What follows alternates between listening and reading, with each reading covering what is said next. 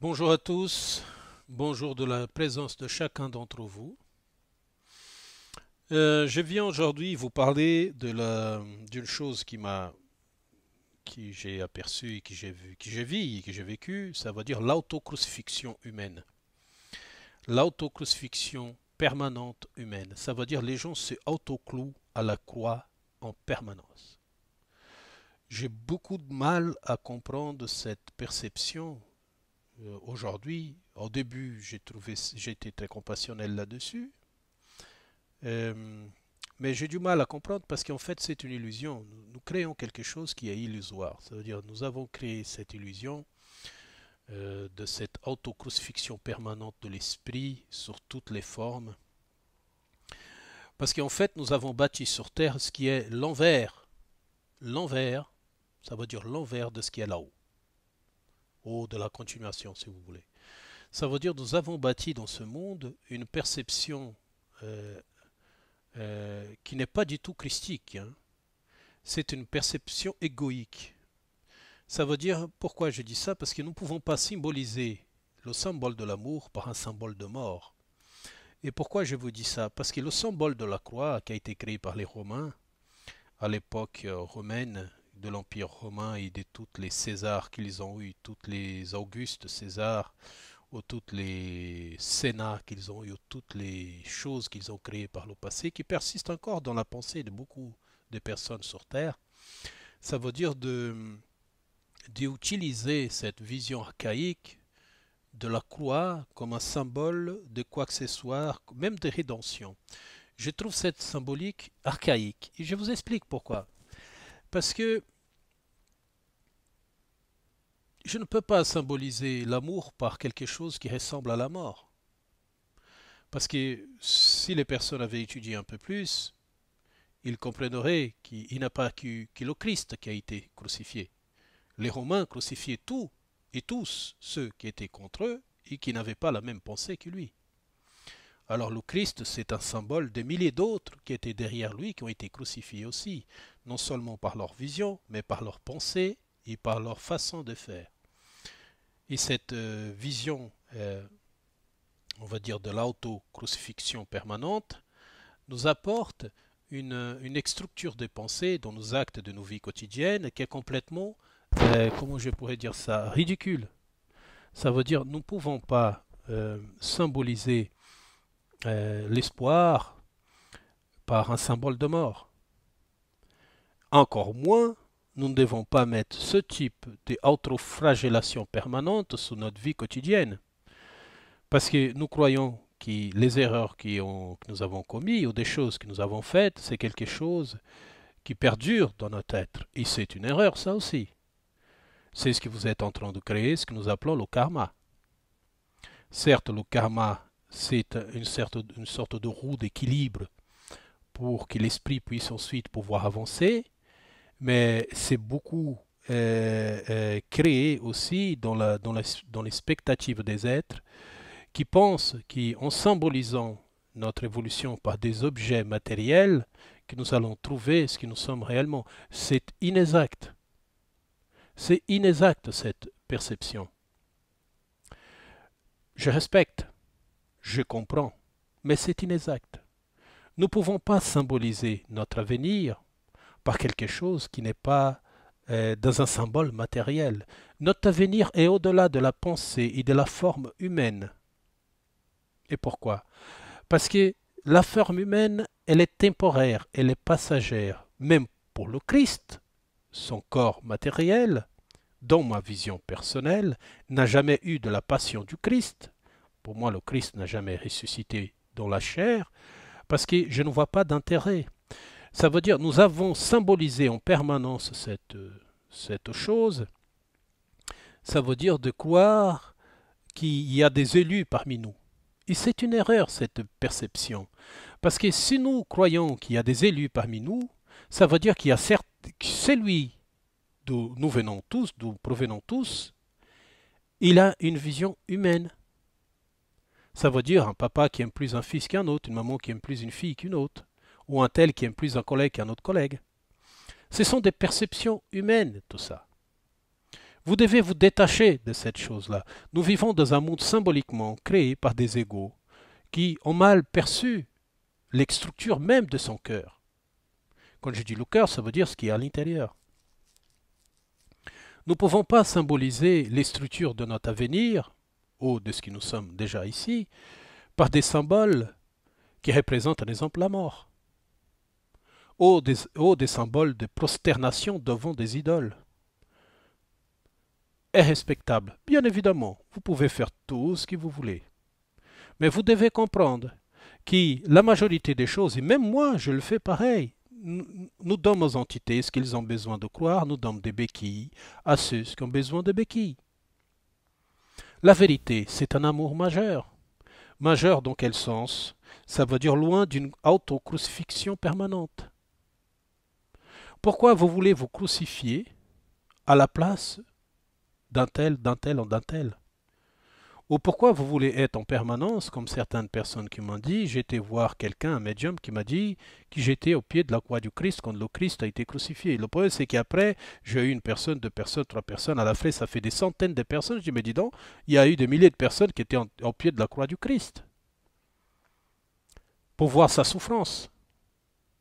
Quel intérêt, en fait? Déjà que c'est quelque chose d'horrible de voir un meurtre en vrai, quelle qu'elle soit. Alors imaginons, ça veut dire non seulement du maître, Yeshua, mais aussi des milliers d'autres personnes qui ont été crucifiées. Même Saint Paul qui a été crucifié à l'envers.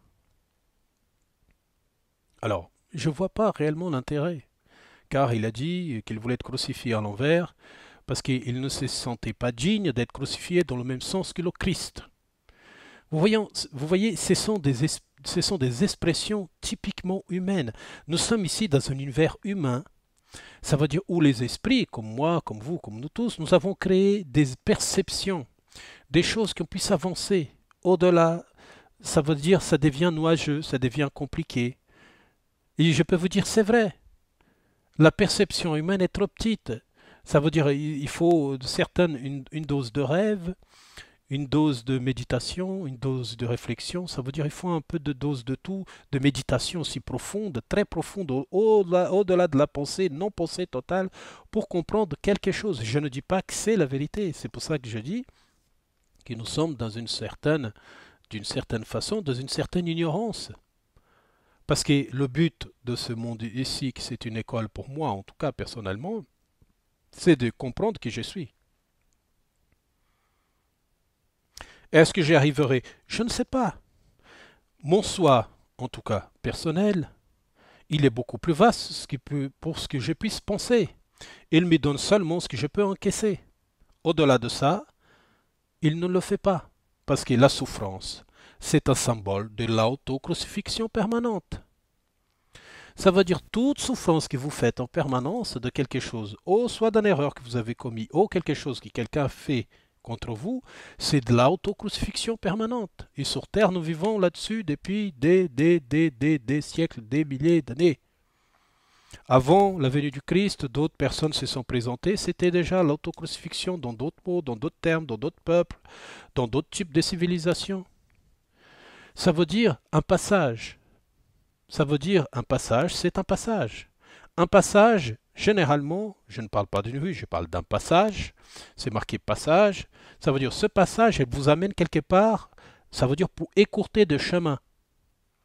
La terre, c'est un passage. Elle écourte le chemin pour que vous alliez directement à quelque chose. Et ça, nous avons beaucoup de mal à comprendre. Nous devons dépasser cet stade-là d'ignorance que nous vivons sur Terre, de l'autocrucifixion permanente que nous faisons par rapport à nos choix. Vous savez, ce que vous avez fait, c'est fait. Hein? Ça ne sert à rien, vous ne pouvez pas le changer.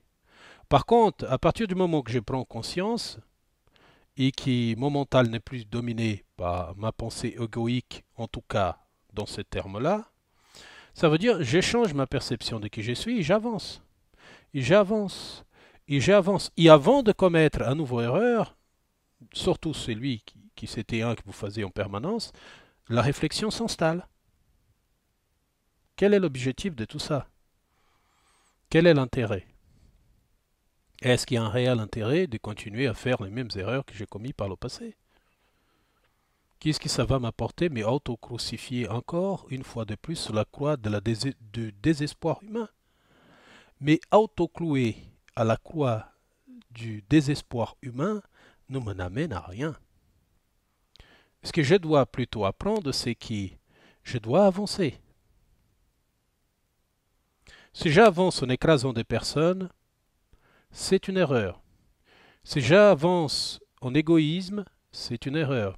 Si j'avance dans une hypocrisie, c'est une erreur. Si j'avance en pensant que je suis le roi de tout le savoir, c'est une erreur.